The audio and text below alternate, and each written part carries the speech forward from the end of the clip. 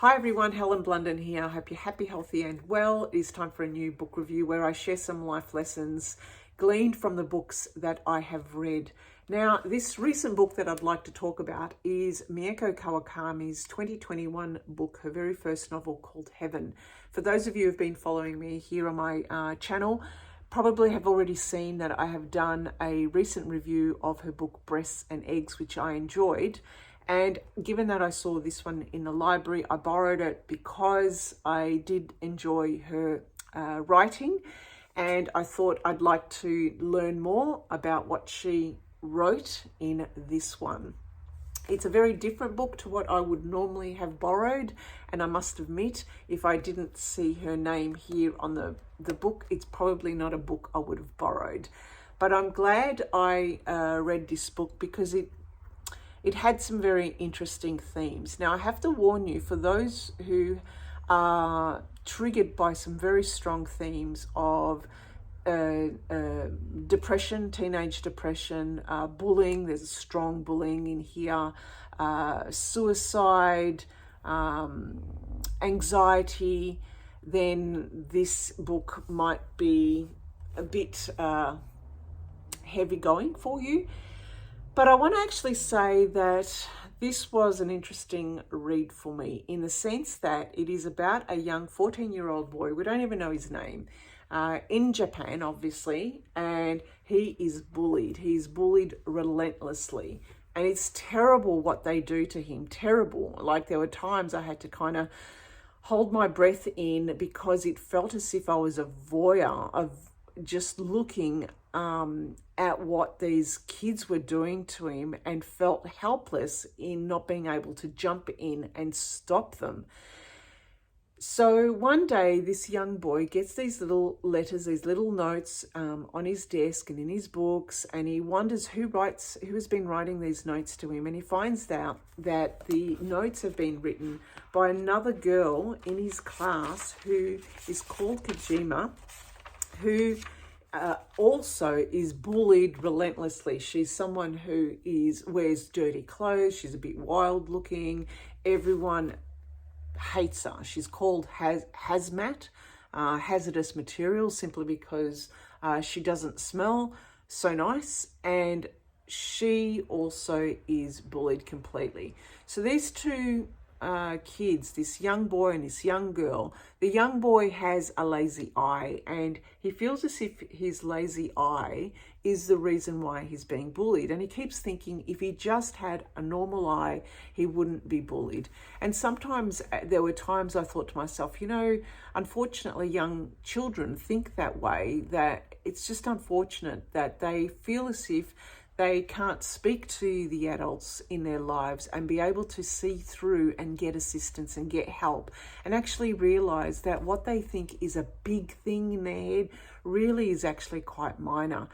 And I say minor because, number one, I don't know. These are all assumptions. But number two, in the book, there is a part in the book where he goes and visits a doctor after being completely beaten to a pulp by the bullying, some other bullies, and he says a story. He doesn't actually divulge to the doctor, but I think the doctor gleans what has happened, where the doctor actually mentions to him about his lazy eye, and he says, you can actually have an operation and it won't last that long, and it's not that expensive, and it'll be done and dusted in an hour. And that then made the young boy change his mind about taking ownership of his life, and his thinking start to change about what he can and can't control in his life. However, let's backtrack. He has this relationship, this friendship, and it's a beautiful friendship with Kojima. And Kojima has demons of her own.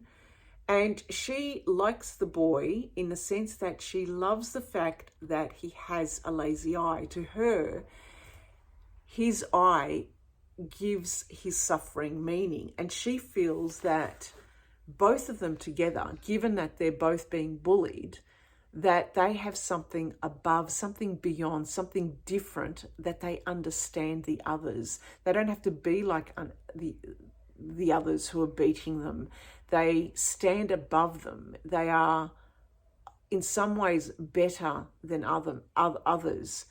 And at times I kept thinking that, when I kept thinking about that and how she explained it, I kept thinking of Jesus and his message of the meek shall inherit the earth, and that we all humans have to suffer in order for our life to have meaning.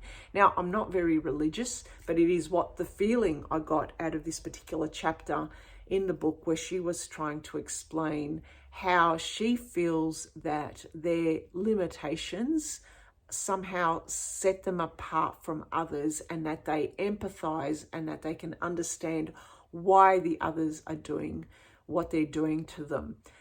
At the same time, though, the boy is a little bit different. He's a bit, not skeptical, but he starts to question. And he starts to question when situations change in his life. The first situation being the doctor telling him that his eye can actually improve, which then kind of makes smaller the problem in his head that he had about his eye.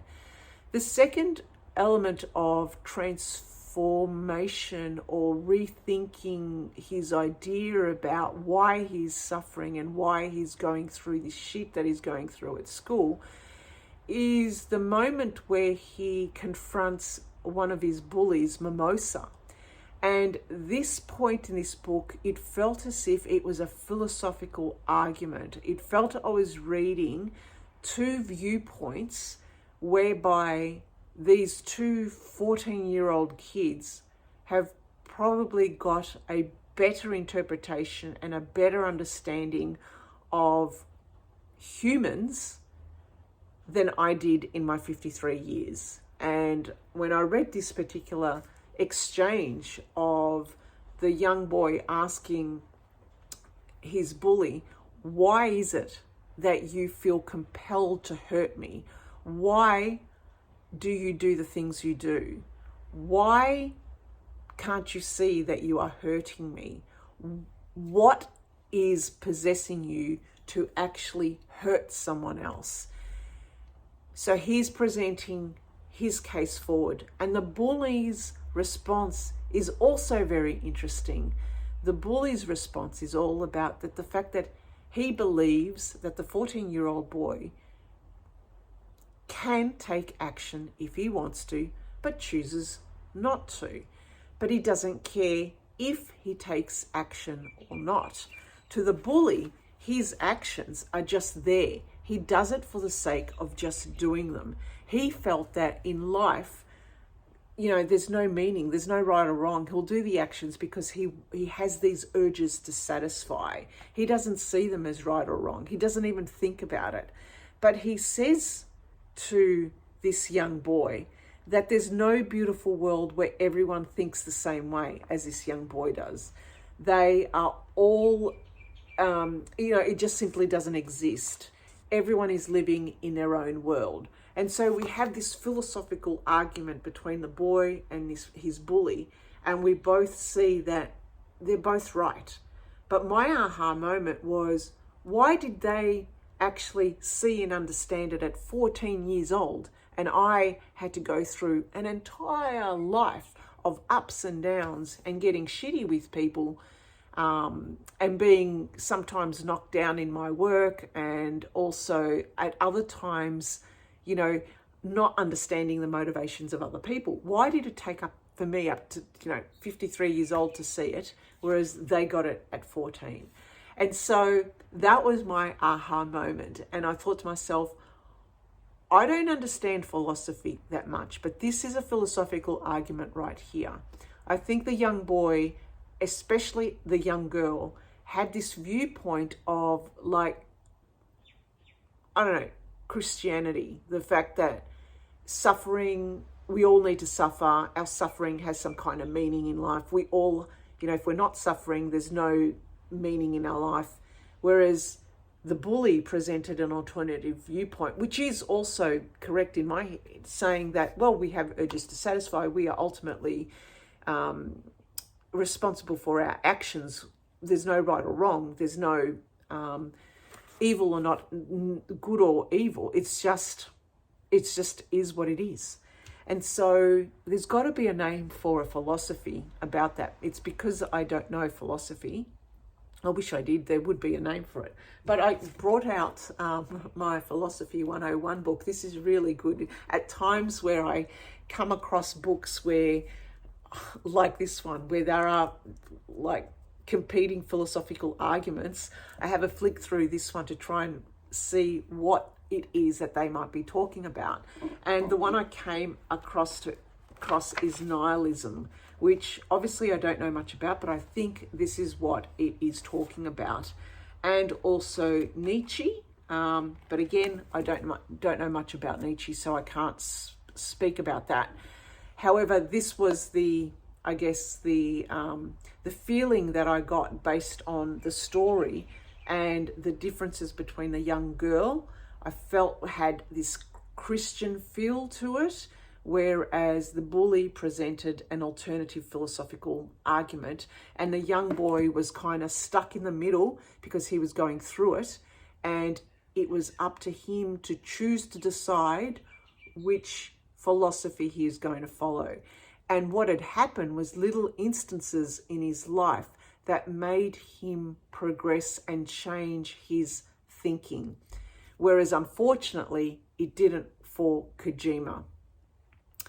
And so these are kind of like the lessons I got out of here. The fact that in life, maybe there is no right or wrong. We have our own interpretations of what happens in our life and why it happens in our life. We're ultimately responsible for our own actions and our own destiny.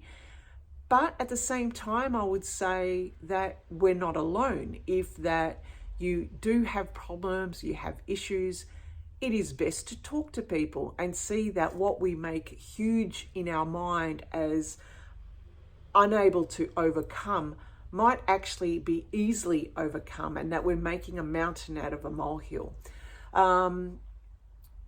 So that is my life lessons out of this book, Heaven by Mieko Kawakami. Let me know what you think if you have read this book or if you've read any other of her works.